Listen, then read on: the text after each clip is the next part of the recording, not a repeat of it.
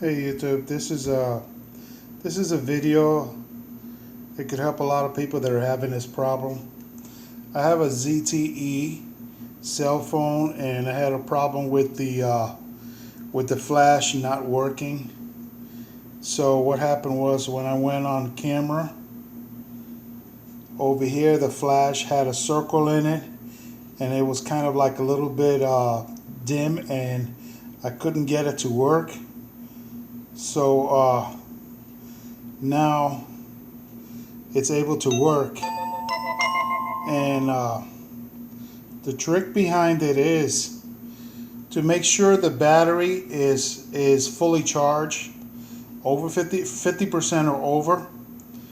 And so that's what's causing the problem. If the battery is low, the flash is not going to work. The phone has a processor or computer chip inside that determines if the phone doesn't have enough power, then the flash is not going to work.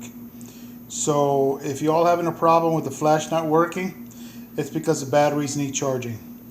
I understand that if you download an app, that it could make the lights light, but that's an independent thing and it doesn't care about whether the battery charge is low or high. It just works. But the phone itself, when it determines that the battery is low, it disables the flash.